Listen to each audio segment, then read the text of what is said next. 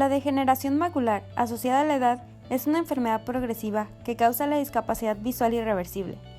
Esta se presenta más comúnmente en pacientes de más de 60 años. Para entender mejor esta patología, hay que conocer a la retina. Esta se encuentra en la región posterior del globo ocular y su función es transformar la luz y las imágenes que percibimos a través del ojo en señales nerviosas que se envían al cerebro. En la zona central de la retina se encuentra un punto amarillo, llamado mácula. Esta hace que la visión sea más nítida y detallada gracias a su alto contenido en dos pigmentos naturales llamados luteína y zeaxantina. Existen dos tipos de degeneración macular. La degeneración macular seca ocurre cuando los vasos sanguíneos bajo la mácula se vuelven delgados y frágiles, formando pequeños depósitos amarillos llamados engrosamientos localizados o drusas. Y también está la degeneración macular húmeda. Esta ocurre solo en alrededor del 10% de los pacientes que presentan esta patología. En este tipo de degeneración crecen nuevos vasos anormales y muy frágiles bajo la mácula, los cuales dejan escapar sangre y líquido hacia ella. Cabe mencionar que en este tipo de degeneración causa la mayor parte de pérdida de la visión asociada con la enfermedad. El complemento fue descubierto por Jules Bordet como un componente termolábil del plasma que causaba la opsonización y destrucción de las bacterias.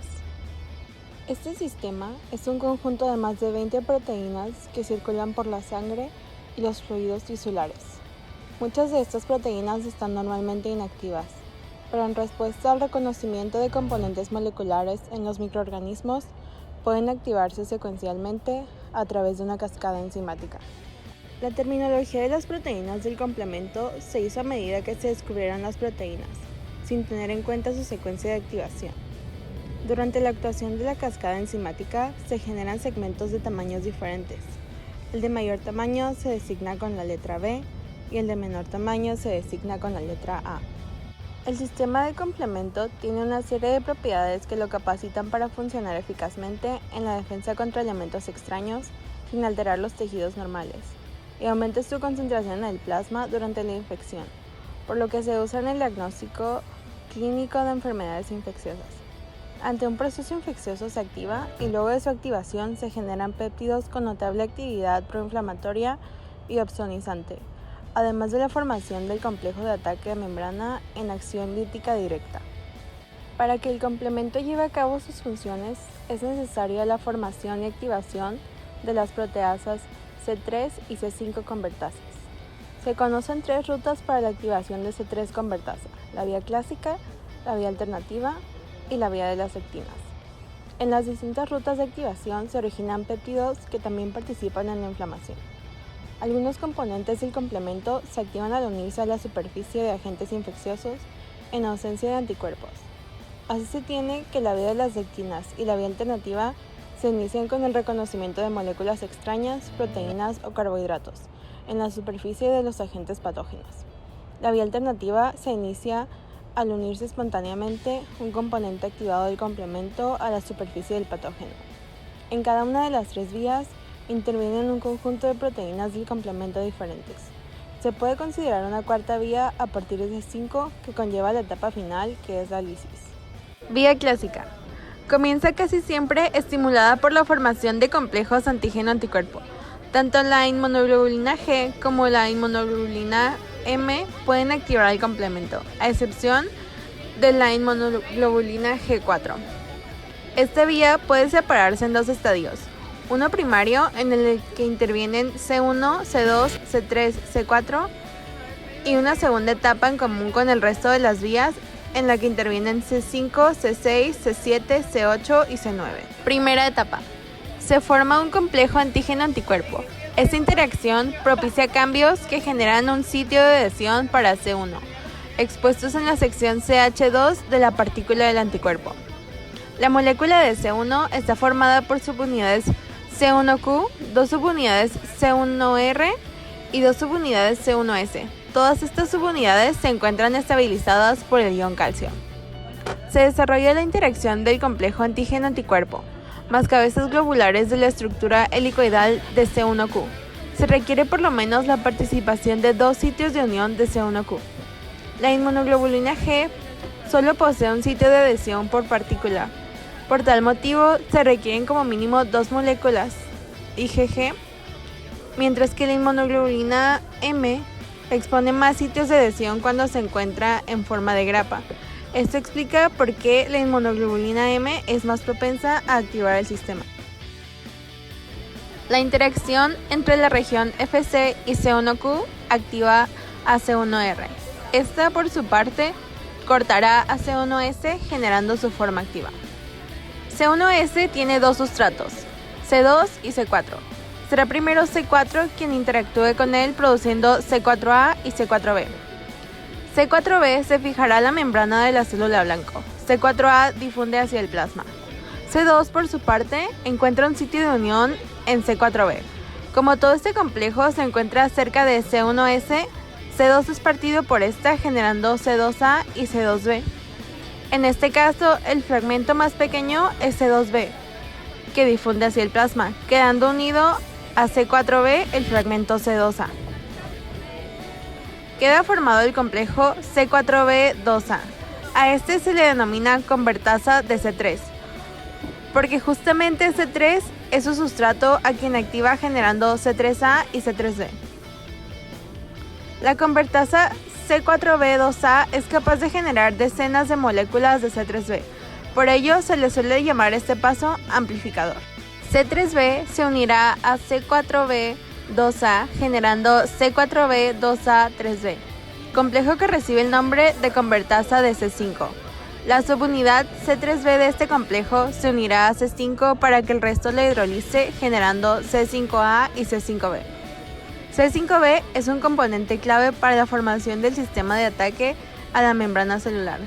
Cabe destacar que no todo el C3b generado participa en el complemento. También hay una fracción que difunde hacia el plasma con función de opsonización. Durante la segunda etapa se da la convergencia de las 3 vías. Participan aquí C5b, C6, C7, C8 y C9, con la finalidad de formar una estructura molecular conocida como complejo de ataque a la membrana. Este se insertará en la misma a fin de permitir el ingreso masivo de iones, partículas y agua, provocando la pérdida de la estabilidad celular y su muerte. C5b se une a la membrana celular, siempre en la región hidrófila externa de esta. C5b se une a C6 formando C5b6. C5b6 interactúa con C7 formando un complejo que comienza a exponer regiones hidrófobas capaces de penetrar a la sección interna de la bicapa lipídica.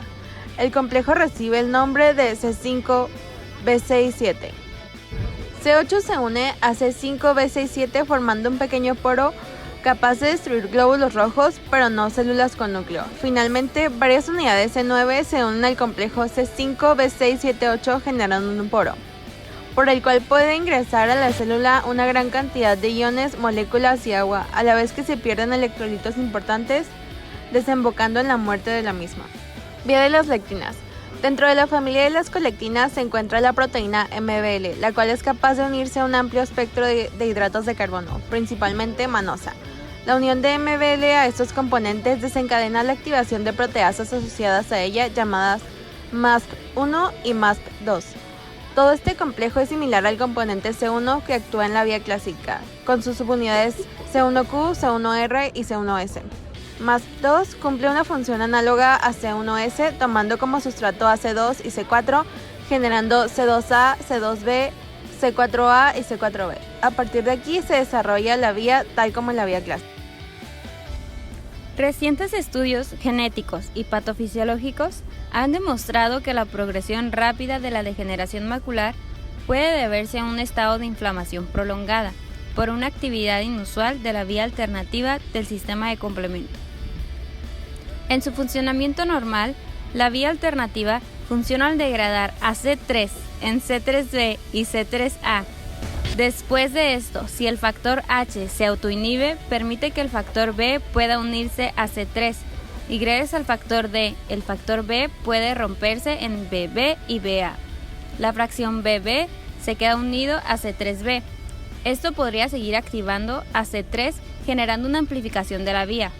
Pero gracias a una mutación en los genes que codifican a C3, al factor H y al factor B, es que se produce la progresión de la patología.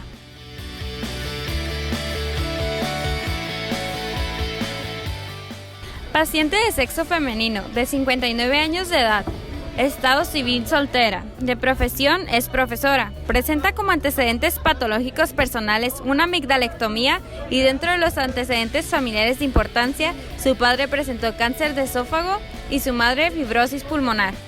Acude a la consulta por presentar desde hace 2 meses disminución de la agudeza visual en forma progresiva, un ojo rojo derecho, lagrimeo y vértigo ocasional. Durante el examen médico oftalmológico se encontró que el ojo derecho tenía un movimiento de manos a 10 centímetros y el ojo izquierdo un 40% de dificultad. La presión intraocular del ojo derecho era de 18 milímetros de mercurio, mientras que el ojo izquierdo era de 17. En la biomicroscopía presentó un pterigio nasal grado 2 y queratitis puntual en el ojo derecho.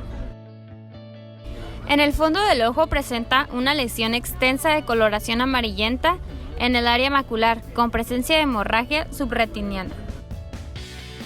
Se le diagnosticó una degeneración macular húmeda con membrana neovascular retiniana.